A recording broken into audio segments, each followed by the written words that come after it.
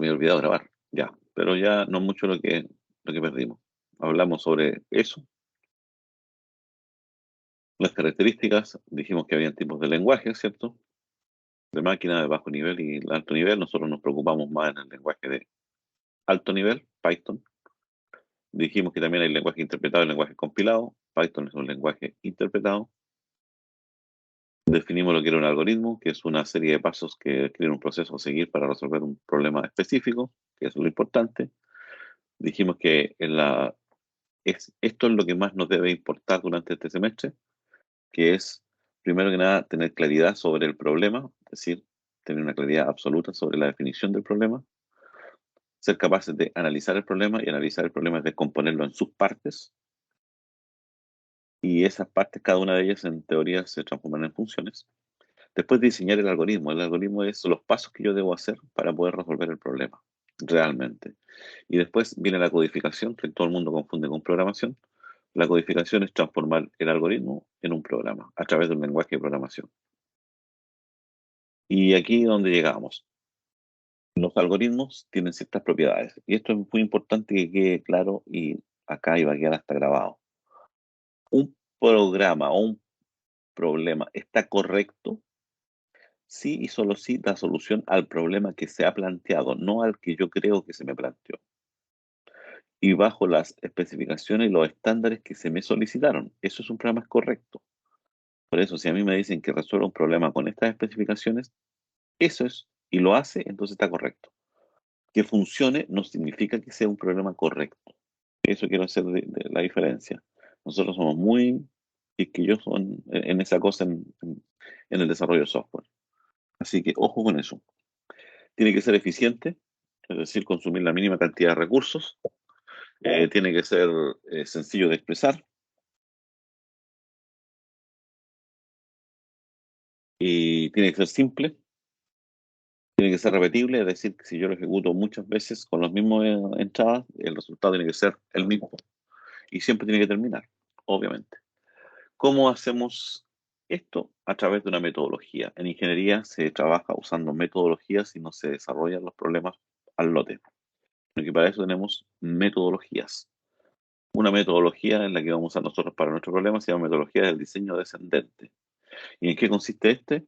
Consiste en lo que ya hemos mencionado, en tomar el problema y dividirlo en subproblemas. Eso es lo primero. Eh, Cada problema en teoría va a ser más fácil de resolver. Esa es la idea. Y después tomamos nuevamente uno de esos subproblemas y volvemos a analizarlo y ver si es factible aún volver a subdividirlo más. A esa etapa le llamamos nosotros refinamiento sucesivo. Ahora, esta metodología nos va a originar varios problemas, varios nuevos problemas, pero la gracia es que cada uno de estos nuevos problemas es más pequeño que el anterior, por lo tanto es mucho más fácil de resolverlo. Y cada una de esas cosas nosotros las vamos a transformar en lo que llamamos módulos. Y después cada módulo, en teoría, en lo que en el mundo de la programación lo vamos a llamar función. Ahí está la idea. Esa es la recorrida completa.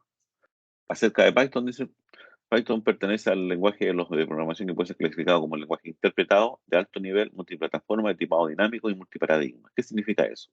Primero, interpretado, es decir, Python no genera códigos nuevos, sino que Python va tomando las instrucciones que yo escribí en un archivo de texto y las va transformando directamente y las va ejecutando en la máquina directamente. Python hace eso.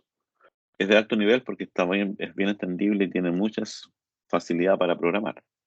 Es multiplataforma. Significa que yo puedo ejecutarlo, puedo interpretar lo que yo escribí en distintos sistemas operativos. Eso es multiplataforma. Yo escribí un programa de texto en Windows y lo puedo ejecutar sin problema en Python. ¿Por qué? Va en Mac o en Linux. Porque cada uno de esos sistemas operativos tiene un intérprete. Y ese intérprete cumple normas. Por eso es el mismo. No importa que tenga que traducir a lenguaje de máquinas distinto. El intérprete sabe hacerlo. Es de tipado dinámico. Tipado dinámico significa que eh, no debo definir o declarar previamente el tipo de datos que va a soportar una variable determinada, sino que eso se logra eh, asumiendo el tipo de dato que yo he asignado a la variable es el tipo de dato que va a tener la variable. Vamos a ver en algunos ejemplos. Y además es multiparadigma. Los paradigmas de programación son varios. Nosotros hemos trabajado y a eso nos dedicamos al paradigma de la programación estructurada. Ese es uno de los paradigmas. Tenemos el paradigma de la programación orientada a objetos, paradigma funcional, el paradigma orientado a eventos o dirigido por eventos, o programas dirigidos por datos. Hay varios tipos de paradigmas. El más importante inicialmente es el paradigma de la programación estructurada, por sobre él se construyen todos los paradigmas.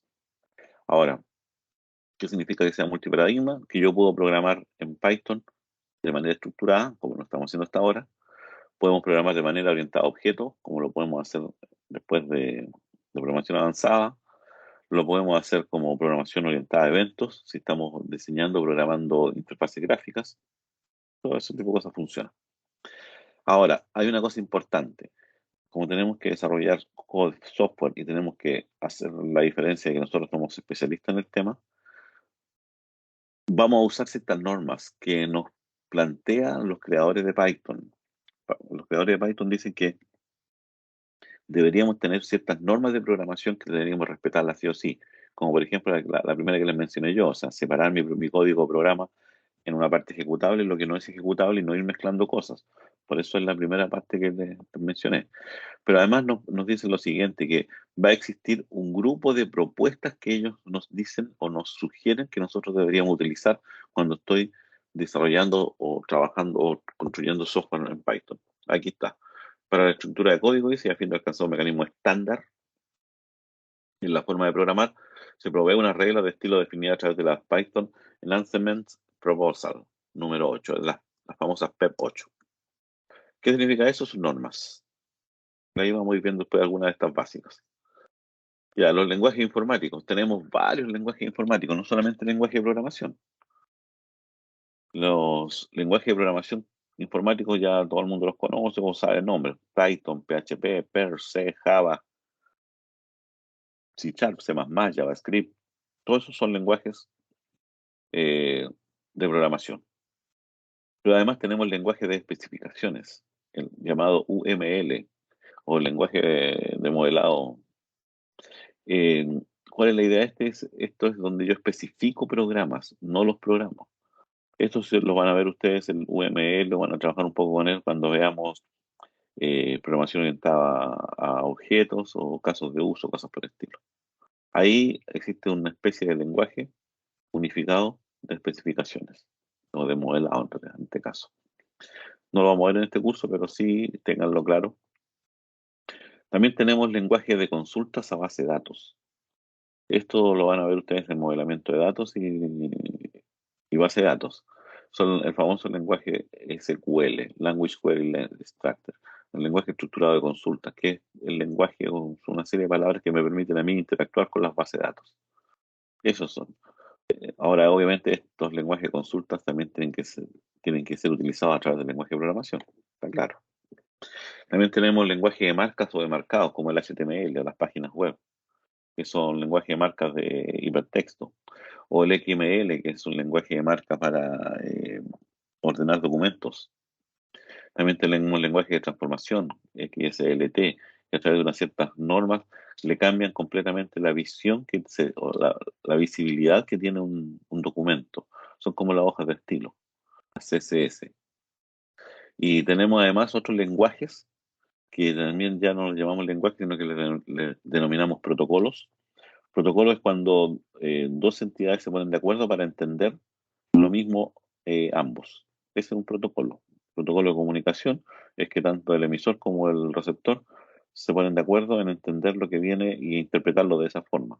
Ese es un protocolo de comunicación. Tenemos protocolo HTTP o HTTPS, si estamos seguros, que es el que nos permite a nosotros interpretar las páginas web. Y tenemos protocolos, por ejemplo, el FTP, que es el protocolo de transferencia de archivos. Yo se lo he mencionado varias veces ya, que hay que aprender a manejar estas cosas, FTP, entre otros. Y existen muchos más todavía que habría que analizar. Pero eso es una pequeña reseña de los lenguajes que nosotros usamos en el mundo nuestro, en el mundo de la informática.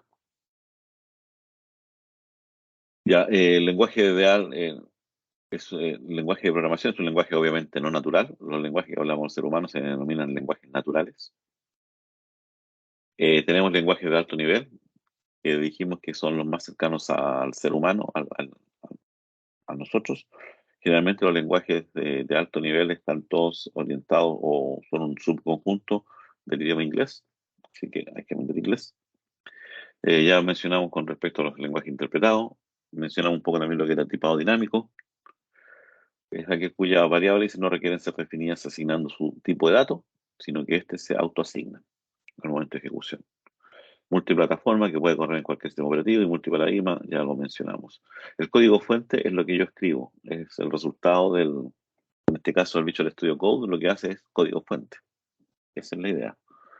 Y aquí tenemos los elementos básicos de Python. Las variables, todos sabemos qué es, son así, pero aquí lo importante que me interesa es que recojamos la propuesta o la recomendación que nos hace la gente de Python para cómo escribirlas. Aquí está la recomendación. Utilizar nombres descriptivos y en minúsculas. O sea, eso es lo que propone los desarrolladores de Python. Las variables, siempre las vamos a escribir en minúsculas. Ojo con eso, siempre. No, por eso no quiero variables en mayúsculas o por el estilo, porque cuando yo revise tareas o trabajos, yo voy a revisarla con respecto a estas normas por si acaso de programación. Utilizar nombres descriptivos, es decir, nombres que indiquen algo, no puras letras separadas, sino que el nombre que indique algo. Y en minúsculas. Y si la variable es una composición de dos o más palabras, debo separar cada una de esas palabras por guiones bajos. Y además, antes y después del signo igual en una asignación, debe haber solo un espacio en blanco. Por ejemplo, mi variable. Son dos palabras. Mi variable, están las dos con minúsculas, por lo tanto yo podría suponer inmediatamente que es una variable. Están unidas por un guión bajo. Es una asignación. Antes del signo igual hay un espacio en blanco, después del signo igual hay un espacio en blanco. Y después viene la asignación, que puede ser un número, una expresión, lo que sea. Siempre. Esa es una variable. El término contrario a las variables, no contrario, pero el- lo, lo que no es variable se denomina constante. Son aquellas, en teoría, igual variables, por si acaso, pero que yo defino que no deberían cambiar su valor durante el transcurso del programa, mientras se ejecuta un programa. A eso se denomina constante. Python no tiene declaración formal de constante como otros lenguajes, pero sí podemos nosotros, a través de esta propuesta que nos hacen los diseñadores de Python, de reconocer cuando estamos en presencia de una constante, es decir, debo cuidarme de no cambiarle el valor, o cuando estoy en presencia de una variable, que puedo cambiar los valores. Por eso en Python el concepto de constante es solamente simbólico, no es físico, ya que todo espacio es variable. ¿Y cuál es la recomendación para las constantes? Utilizar nombres descriptivos igual que para las variables, pero en mayúsculas, y separando las palabras por guiones bajos. Una cosa como esto. Mi constante está con mayúscula, yo sé que no la debería cambiar nunca el valor. Le debo asignar el valor una sola vez y de ahí para adelante ya se transforma en una constante. Y obviamente sigue los mismos lineamientos. Para la entrada y la salida, usamos la función print para la salida. Por ejemplo, esto está correcto.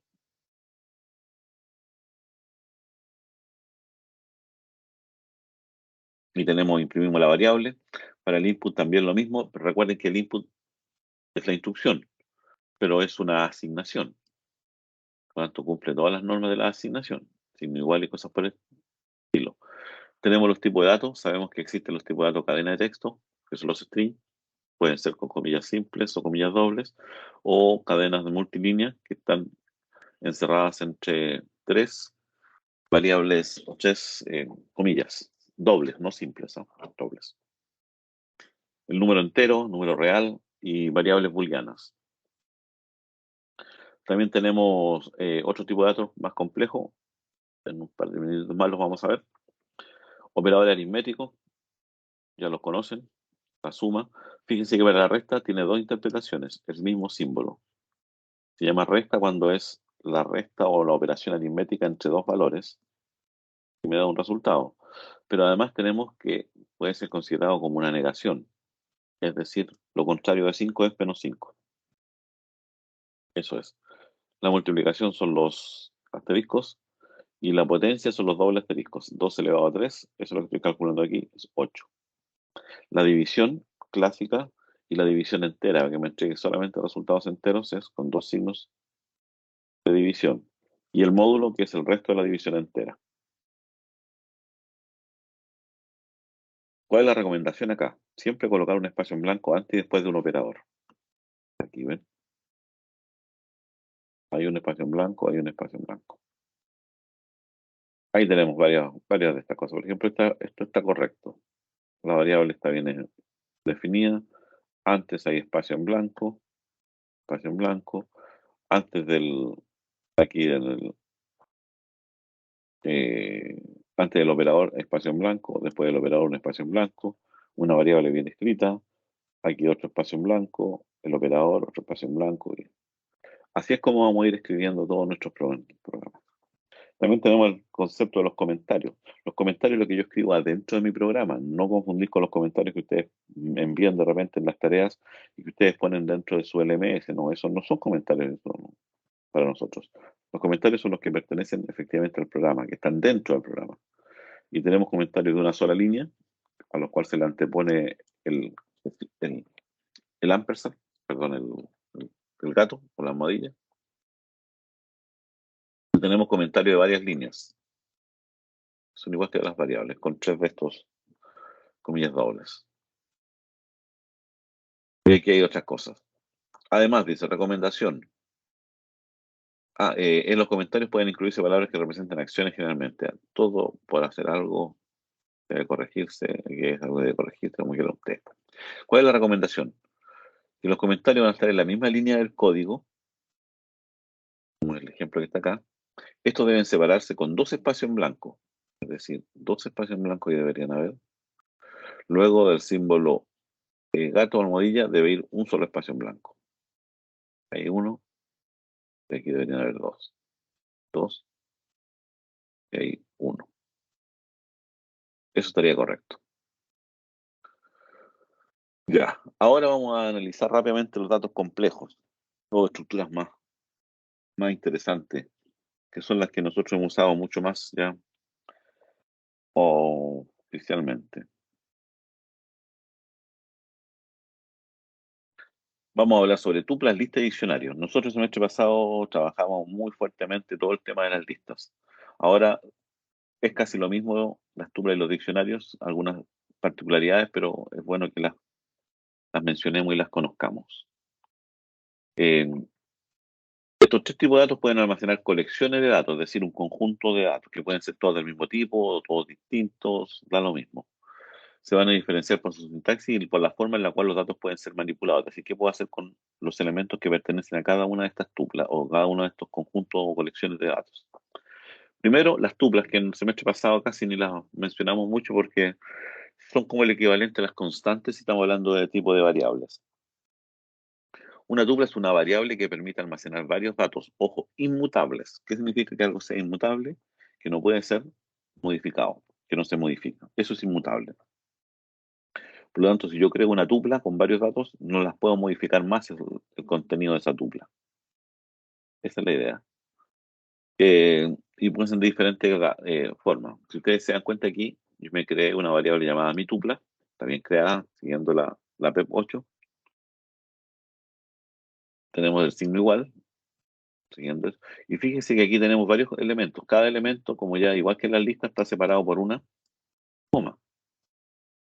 Por lo tanto, este es un elemento de la tupla, este es otro elemento de la tupla, otro elemento de la tupla y otro elemento de la tupla. En teoría tengo 5 elementos de la tupla. Ya. Ahora, ¿cómo reconozco yo que es una tupla y no una lista? Porque está encerrada entre paréntesis redondos. En cambio, la lista está encerrada siempre entre paréntesis cuadrados, por si acaso. Al igual que en las listas, se puede acceder a cada uno de los datos mediante su índice correspondiente. Esta en la posición 0 de la tupla, esta es la posición 1, la posición 2, la posición 3 y esta está en la posición 4. El índice, obviamente, se comienza a contar desde 0, por si acaso. Si hablo de mi tupla 1, la salida va a ser 15, es decir, el elemento que está en la posición 1, 15. Ahí está aquí. Y tiene también el pedacito, los slides, que es lo que vimos, del 1 al 4, rescata, ojo, fíjense que devuelve una tupla, no una lista. Del 1 al 4, el que está en la posición 1, hasta el anterior a la posición 4. El que está en la posición 3 hasta el final, el que del comienzo hasta el que se encuentra anterior a la posición 2. Por eso me devuelve estos dos datos nomás. También podemos acceder a ellos desde el final hacia al comienzo con los subíndices negativos. Esto es lo mismo que las listas. La única diferencia que tienen con las listas es que yo no puedo cambiar el valor particular que yo le puedo dar a un elemento. Por ejemplo, aquí mi tupla 1 igual 7 no podría ocurrir porque me daría un error. ¿Por qué? Porque las tuplas son eh, inmutables. La lista es similar a una tupla en todos los aspectos. Ustedes se dan cuenta, los elementos internos son los mismos que teníamos para la tupla, en este ejemplo. Y la única diferencia es que ahora es una lista. ¿Y por qué me doy cuenta que es una lista? Porque están encerrados entre paréntesis cuadrados. A la lista le va a ser igual que las tuplas, por su posición, por sus subíndices, la misma historia, por los slides, los pedacitos, con su índice negativo lo recorre al revés. Pero la diferencia que tenemos es que las listas no son inmutables, es decir, permiten modificar datos una vez creados. Por lo tanto, puedo hacer lo siguiente. Mi lista sub 2 le puedo dejar el valor 3,8. Antes tenía el valor 2,8 por si acaso. 0, 1, 2. Esta es la posición. Yo le estoy cambiando solamente ese valor ahora. Ahora sí lo puedo cambiar. ¿Por qué? Porque esto es una lista. Esa es la idea. Eh, Además, como pueden ser modificadas, a diferencia de las tuplas, yo le puedo agregar elementos. Para agregar nuevos elementos al final de la lista se usa el método append. A la lista se le agrega un elemento. Este elemento siempre se agrega al final. Si yo quiero agregar elementos al medio, al comienzo, debo buscar la forma de hacerlo. Hay algunas formas por ahí que se pueden hacer. Así que, ojo con eso. Los diccionarios, al igual que las tuplas y las listas, son colecciones también de datos. Pero ¿cuál es la diferencia con respecto a las dos anteriores? Que yo no accedo a los elementos por su subíndice, por su posición relativa, sino que accedo a los elementos a través de una llave, de una clave o de un nombre que yo le di al dato. Ya no es índice. Por ejemplo, y el diccionario se crea, obviamente, usando paréntesis de llave, y cada elemento va separado por una coma. Ahí hay un elemento, otro elemento, pero cada elemento está compuesto de dos partes. Uno es el nombre que va a recibir ese dato y otro es el valor que tiene el dato. Esa es la idea de un diccionario. Mi diccionario, la clave 1 tiene el valor 1, la clave 2 tiene el valor 2. Yo le puedo poner el nombre que yo quiera. A, B, C, D, y el valor acá le puedo poner 1 y aquí el número 1, 2 y el número 2, 3 y el número 3. Puedo ir creando diccionarios súper interesantes.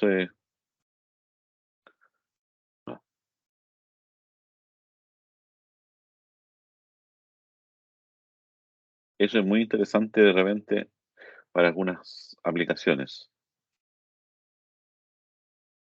Se podría crear un diccionario o, por ejemplo, podría crear números.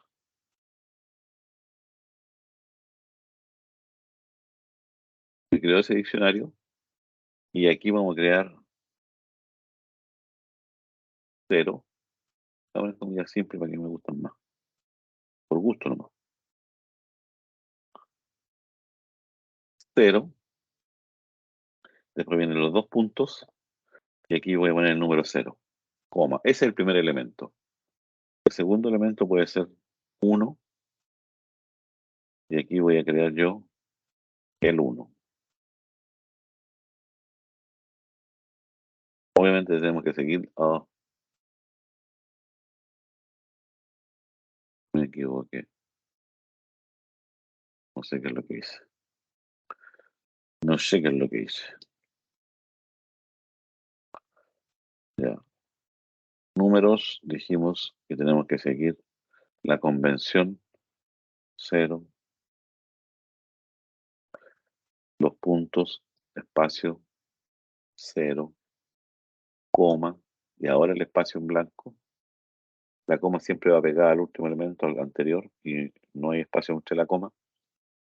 Y 1, 2, cerramos, y el siguiente elemento nomás, 2, 2 puntos, 2, y ahora cerramos. Si yo ahora imprimo números, me dice que es eso. Si ahora yo digo print números y entre corchetes angulares digo 0,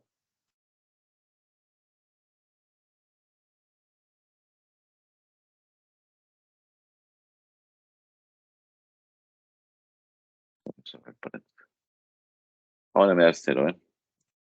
Si yo digo, pero si yo digo el elemento que se llama 1, me manda el 1. Ese es el concepto de diccionario, por si acaso. ¿Se usa? Sí. ¿Y se usa harto? Sí, especialmente en configuraciones.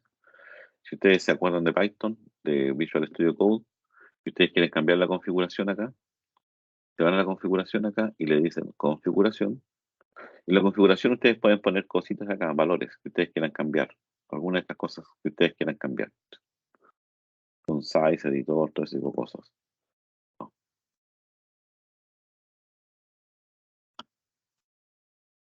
Este documento ya está en el LMS por si acaso. Todo esto, tu compañero me pregunta.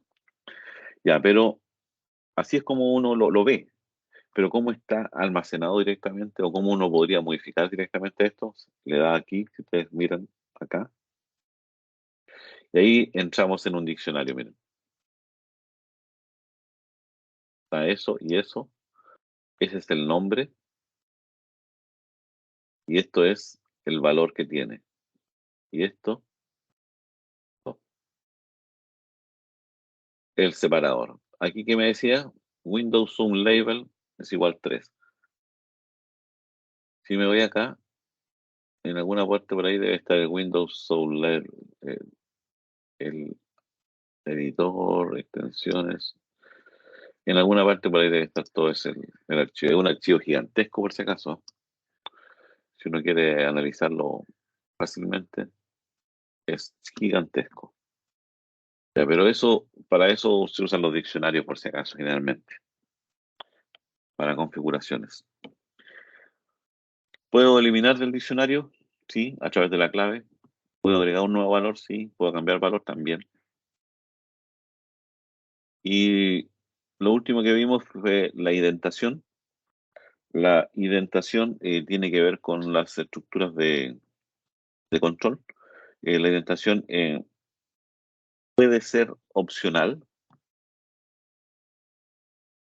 una estructura de control, dice, a continuación, dos tipos.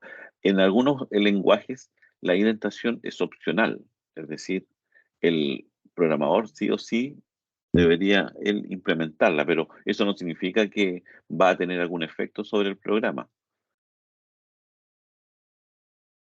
En el caso de Python, la indentación es obligatoria. En el caso de C, la indentación no es obligatoria, pero es necesaria como norma de programación para que mi programa quede claro. Si no, no va a funcionar mucho. No va a ser muy fácil la revisión de esos códigos. ¿Cuál es la recomendación? Que la indentación sea siempre de promedio 4 espacios en blanco. Eso es en Python. Esa es la idea. Ya todos manejamos las instrucciones del if y esas cosas. La simbología, los símbolos, eso es el igual, el distinto, el menor igual, mayor igual. Y fíjense, aquí siempre tiene que haber espacio también ahí entre ese numerito y ese de acá, y así sucesivamente. Y los operadores lógicos, el y el OR. Nuevamente también, espacio en blanco aquí, espacio en blanco acá, que queden bien claritos. Eso es lo básico de la estructura de un programa. Eso es lo que vimos. El documento, ya como les dije ya, su compañero parece que me preguntó si lo voy a poner aquí en el LMS. El profesor subirá este documento al guito en el LMS, está ya. Está por si acaso.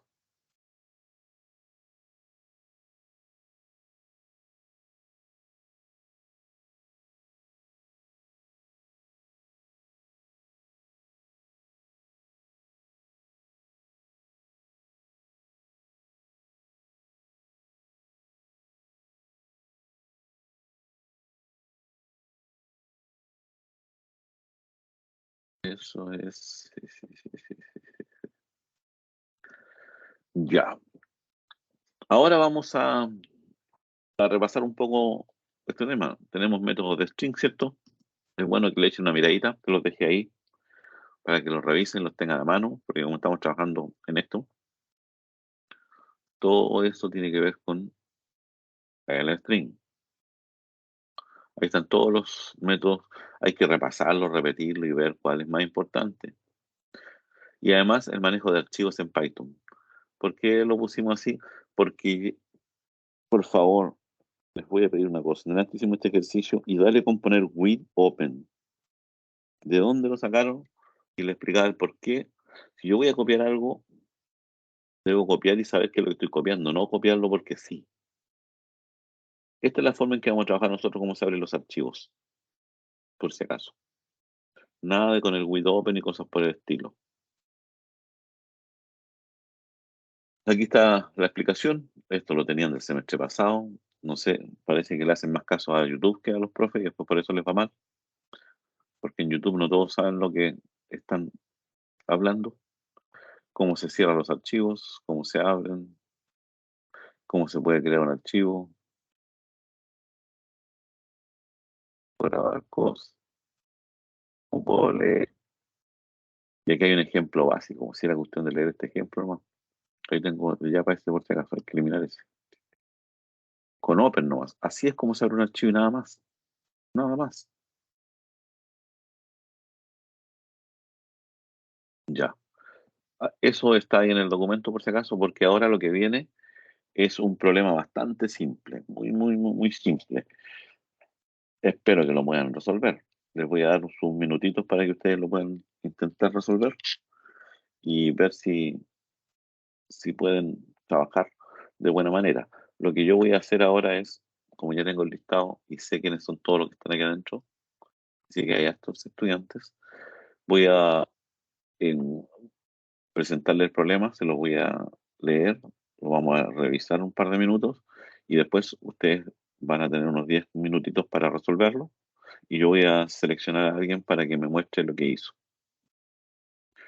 Para mostrarlo lo voy a hacer eh, enviando al chat lo que escribió o sencillamente compartiendo la pantalla nomás. Así que ojo con eso, sí. Por favor, a trabajar también. Recuerden que esta clase para eso es la idea. Estamos repasando más lo mismo. Ya. El ejercicio se llama Torneo A. Lo voy a mostrar ahora. Es un problema que apareció en un campeonato de programación hace un montón de tiempo atrás. Ni siquiera era parte del campeonato, sino que era parte de lo que se denomina la sesión de calentamiento previo del campeonato, el warm-up, el precalentamiento del campeonato. Era el Torneo Chileno Argentino de Programación, ACM y CPC 2018. Esa es es el campeonato.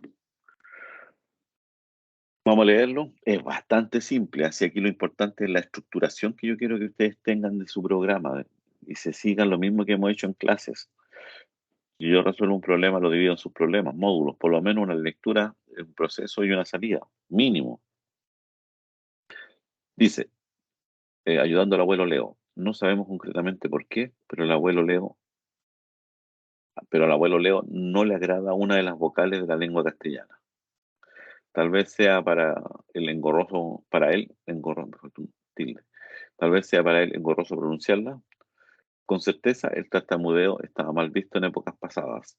En todo caso, afortunadamente, esa vocal no está presente en la palabra abuelo, de manera que la prole de sus vástagos no se encuentra en apuros cuando le llama afectuosamente de ese modo. El abuelo Leo trabajó con nulo descanso durante décadas. por lo que se prepara para tomar un justo receso de sus arduas tareas. En este lapso desea emprender una aventura atravesando parajes lejanos, para lo cual está ahora empacando su maleta. El abuelo Leo no desea llevar en ella objetos cuyos nombres contengan la vocal que tanto lo consterna. No vaya a ser que al verlo se vea forzado a pensar en tal censurable letra durante su reposo. Su tarea es ayudarlo en esta labor, para lo cual debe aconsejarlo sobre cuáles de los objetos que posee puede empacar. Así de simple. Ese es el problema, el enunciado, entenderlo. Después dice, la entrada de los datos. Los objetos se encuentran en un archivo llamado abuelo.txt. ¿Cómo tiene que llamarse el archivo? Abuelo.txt. No puede llamarse abuelito, no puede llamarse con abuelos con mayúscula o abuelos.dat, no. Se tiene que llamar abuelo.txt. Punto. Porque así era la especificación. Cada línea contiene una cadena no vacía, es decir, cada línea tiene una palabra que contiene letras de la A a la Z, con minúscula, por si acaso. Eso es lo que está indicando allá, que indica el nombre de un objeto que posee el abuelo Leo. Ese es el archivo de entrada, un archivo con todos los objetos que posee el abuelo. La salida debe estar en un archivo llamado salida.txt. El archivo se debe llamar salida.txt, tal como dice ahí, con minúscula. Cada línea contiene un único carácter que representa si el abuelo Leo puede empacar el objeto cuyo nombre aparece en la entrada. El carácter debe ser una S si el abuelo Leo puede empacarlo y una N en caso contrario. Esa es la idea. Por lo tanto, el archivo de entrada es este. Se va a llamar abuelo TXT y va a contener la palabra polera, camisa, güey y abuelo. Este no es porque tiene la I. Y la salida se va a llamar salida.txt y debería tener esta estructura para este ejemplo particular. Yo puedo cambiar el ejemplo y debería responder igual. A todo esto, ¿cuál es la letra que no puede pronunciar el abuelo, que no le gusta? La I. Ahí. En este caso, afortunadamente, esta vocal no está presente en la palabra abuelo. De ahí viene el dato, ¿se dan cuenta? Debo ser. Ya. Así que ustedes ahora van a trabajar, van a off. Tengo aquí, está en el enunciado, en el LMS está el enunciado. Sí, Joaquín, Profe, ¿por qué aparece que en la entrada, en el último, aparece que sí pasa, siendo que contiene dos I? porque me equivoqué. Bueno, Era una N, si tiene una I, tiene que ser una N. ¿Estamos de acuerdo ahí? ya. Vamos a tener que arreglarlo. Está correcto, Joaquín. Buena apreciación. Antes no se dieron ni cuenta el otro grupo. Ya, por lo menos están despiertos, más que el otro grupo. Ya, para esto, está aquí en el LMS, por si acaso, el enunciado, ahí está. Lo importante es que, por favor, mantengan la estructura. ¿Qué es lo que tienen que hacer? Yo les recomiendo, lo primero que tienen que hacer, siempre, ir a su dicho al estudio, abrir la carpeta, tener una carpeta clarita donde van a trabajar ustedes. Ustedes deberían estar trabajando siempre en una carpeta. Yo aquí me generé esta, ustedes son la sección uno y ya, ahí voy a abrir esa carpeta. De hecho, vamos a crear una nueva carpeta ahí. Y este se va a llamar Torneo A. Y ahí dentro de esa carpeta,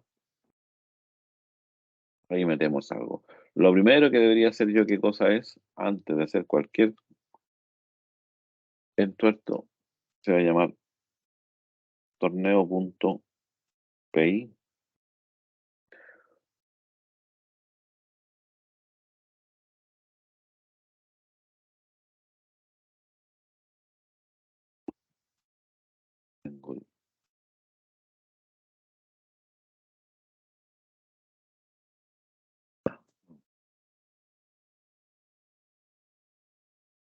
Tengo un teclado raro acá. El código principal, chao. Acuérdense que siempre lo escribe mal, por lo tanto,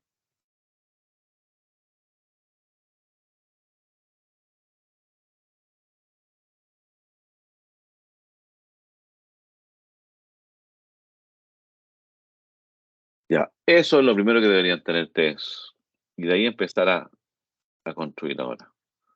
Recuerden construir siempre de aquí para abajo primero y después vamos trabajando las funciones. Tengo que tener claro que mi programa consta de por lo menos una lectura de los datos, tomar todos esos datos y pasárselos a algo que resuelva el problema, que sería una especie de proceso, y el proceso nos va a devolver a nosotros lo que tiene que ser mandado al archivo de salida. Lo mismo que hemos hecho con la sopa, lo mismo que hemos hecho con el volcán, ahora hay que replicarlo acá. Así que los dejo ahí, les voy a dar unos 10 minutos. El acceso lo tienen acá. Si alguien ya lo vio o no, y si no lo pueden ver, me avisan para dejarlo momentáneamente aquí en el chat.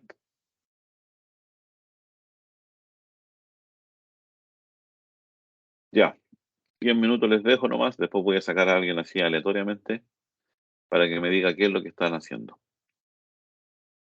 Así que me quedo callado un ratito, apago mi pantalla, mi cámara, todo para que no interrumpirlo.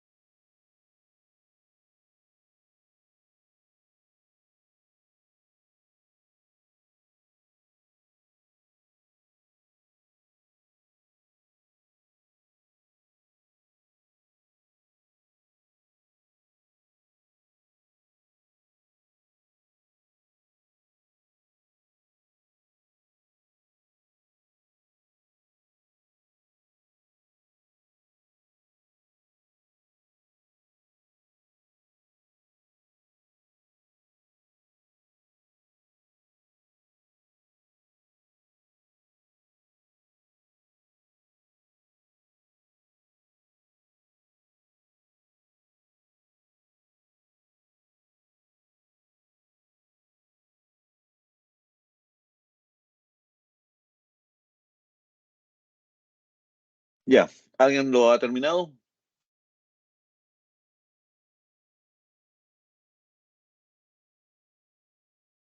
Yo al menos creo que sí funciona. Ya, a ver, ¿cómo lo hacemos? ¿Lo pones ahí en el... Em, Creo que tengo una opción de compartir. Sí? Am, Pantalla ventana.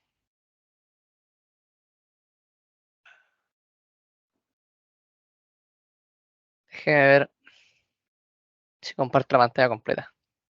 Sí. Compartir. No sé si se ve ahí. Sí, se ve chiquitito, pero se ve. Ya. Agranda la pantalla, Eh, agranda la letra. o algo. No, a ver. Control más.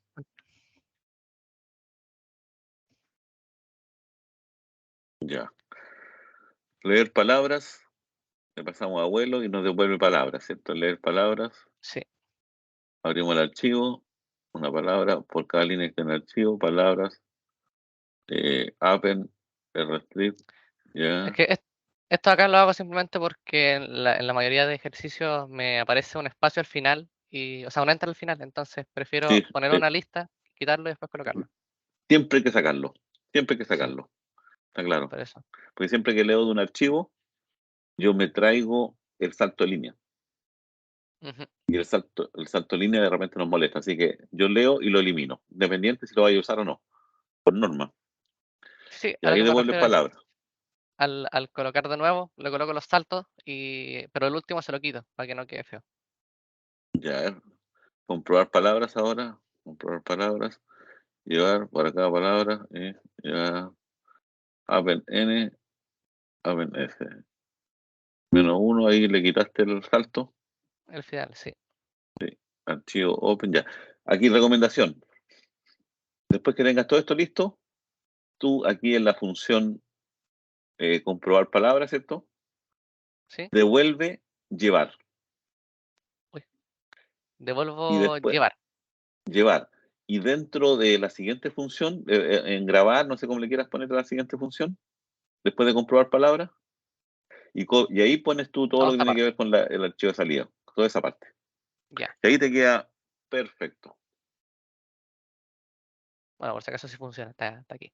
No, estamos de acuerdo. Pero eso, recomendación, de esa forma ya subdividimos el problema en las tres etapas que nosotros dijimos. La captura de los datos, el proceso y la grabación. Entonces yo tengo todo ahora ordenadito. Vale. Ya, ¿Se me entero o no? no, no, termina nomás tú, sale de Vale. Ahí. tu compartición. Y ahora estoy yo compartiendo, ¿no? ¿Están mirando lo mío, no?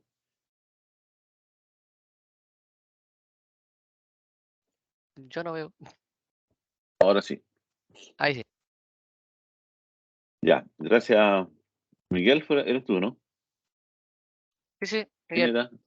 Miguel Campos. Miguel. Ya, ¿alguien más que lo haya desarrollado?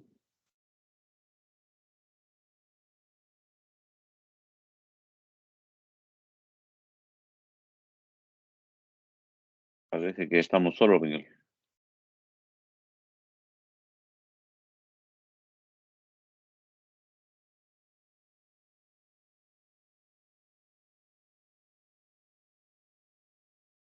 Nadie más. Ya. Para los que,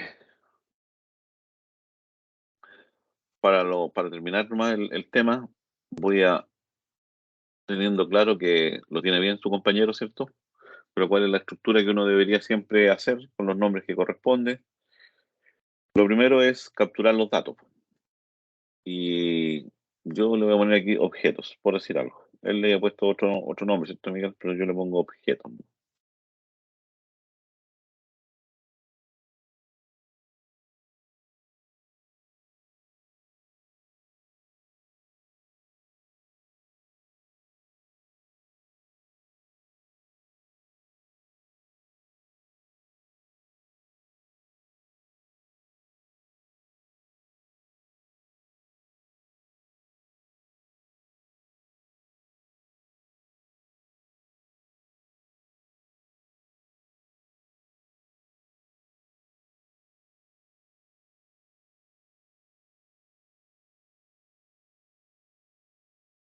Profe, si está hablando, se silenció. Exactamente, estaba silenciado. Ya. Volvemos a repetir todo de nuevo. Ya, lo primero ahí, como su compañero sí lo tenía claro el ejercicio, sí, pero yo voy a seguir más o menos la misma idea de él. Le voy a poner objetos nomás para ir cambiando un poco las palabras, algunas, en donde vamos a leer los datos. Fíjense que lo importante acá es la estructura que yo llevo. Más que ir preocupándome del contenido inmediatamente de la función, no. Va a tener que haber una función que lee datos desde el archivo de texto y me devuelve en una lista todas las palabras o los objetos que el abuelo lleva. Después su compañero dijo que va a haber una que se va a llevar, revisa letra, va a revisar si esa letra está, le va a pasar objetos y aquí si yo quiero para hacerlo un poco distinto a su compañero, le paso la I, por si en algún momento este programa lo quieren cambiar y quieren que elimine otra letra, le pasamos la letra, pero vuelvo a repetir, lo que hizo Miguel estaba correcto. Y después de esto, genera maleta. Así le vamos a llamar. O guarda maleta. Fíjense que estoy tratando de seguir también las normas de programación. Y este se llamaba salida.txt, creo, si mal no recuerdo. Y ahí tenemos todo esto. Ah, y en salida guarda.txt tengo que pasarle en llevar. Ese es mi programa, po. Leo las palabras, reviso y digo cuál sí y cuál no, que eso es llevar. Y ahora voy a guardar en la maleta, es decir, voy a generar archivo, lo que debo llevar. Y ahora me voy una por una trabajando cada una de esas funciones. Def, lee datos, debería ser lee objetos, pero ya le pusimos lee datos. Recibe el nombre.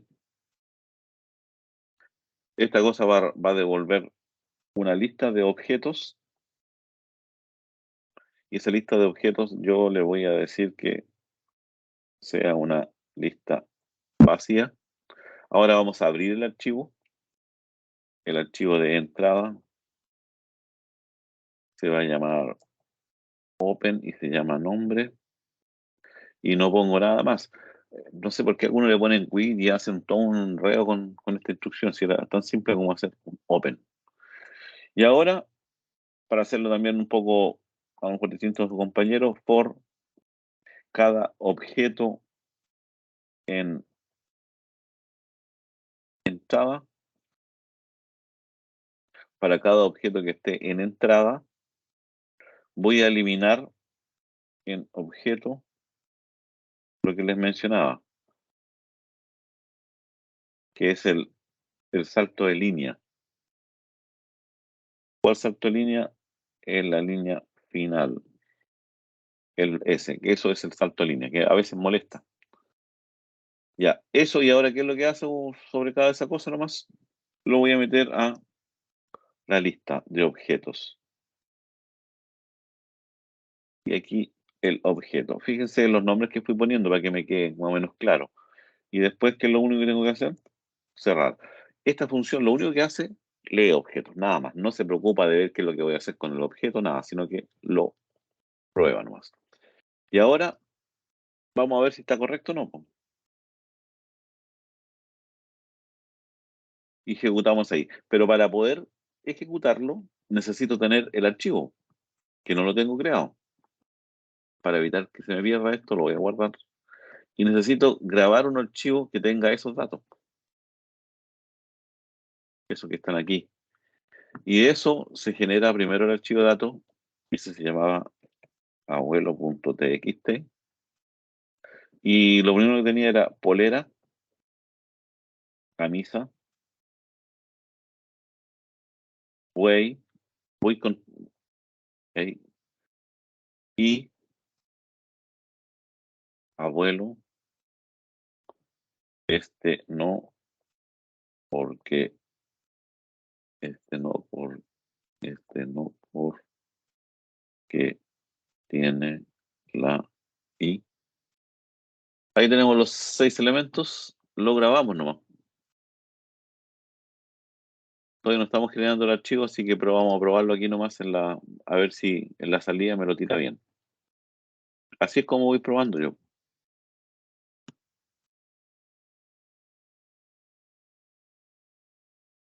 Me dice que hay un objeto aquí un problema en revisa letras.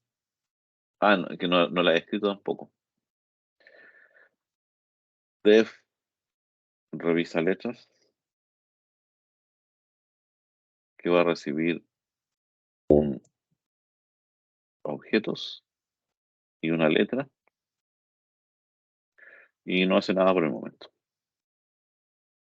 Y un def, y el otro se llama guarda maleta, que va a recibir un nombre y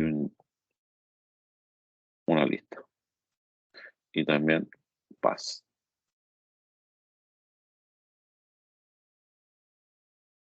Ya. Y objetos, revisa letras, revisa.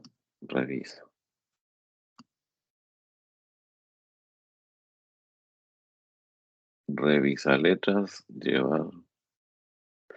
Ya, veamos ahora.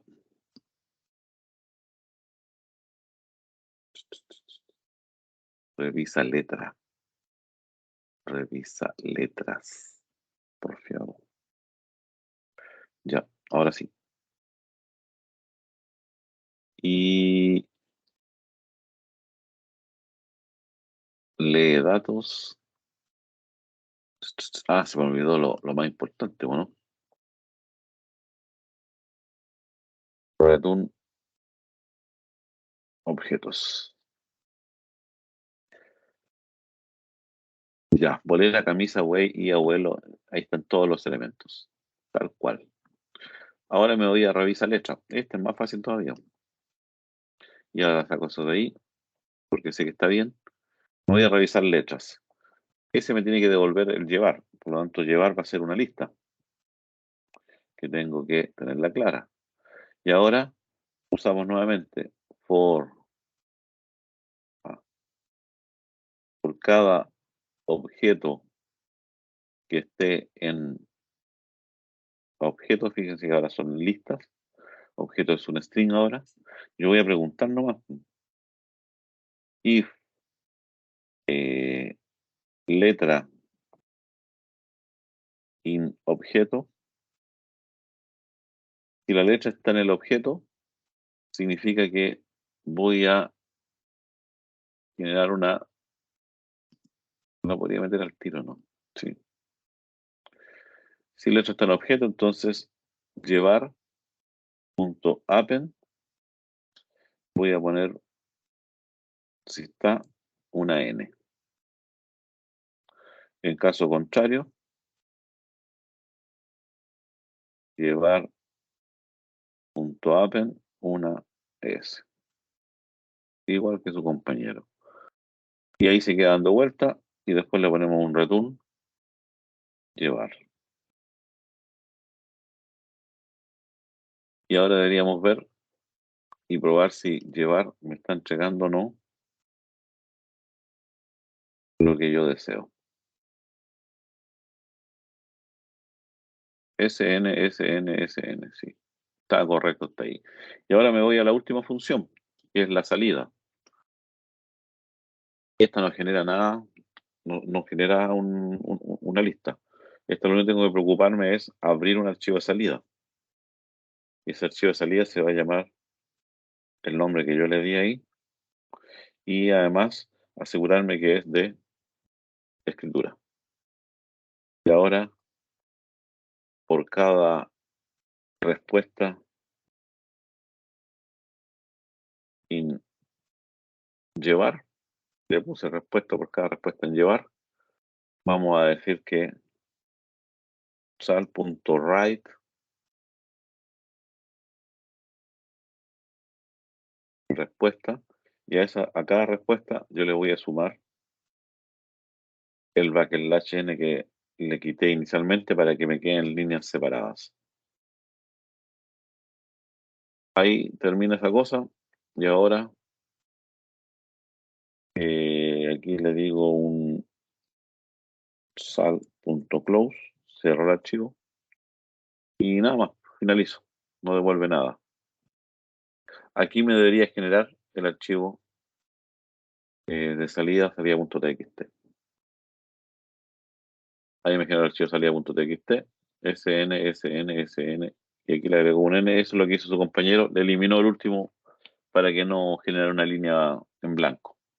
Lo pueden hacer o lo pueden dejar ahí porque está en línea en blanco, pero está nula. Y ahí tenemos el programa completo.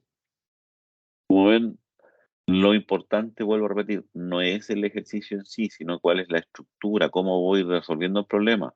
Me preocupé aquí abajo primero, ahí estuve viendo como lo que necesitaba y después fui construyendo las funciones. Ahora, si cada función de estas necesita una subdivisión, vuelvo a construir la función acá y la vuelvo a construir. Eso es el refinamiento sucesivo. Eso es lo que deberíamos siempre estar trabajando nosotros. ¿Dudas? ¿Alguien tiene alguna duda?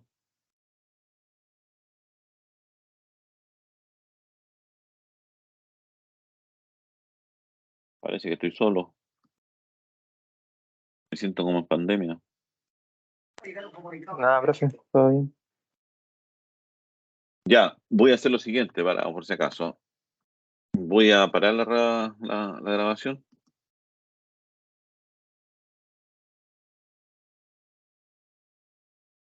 Ya, debe tener. Ahora voy a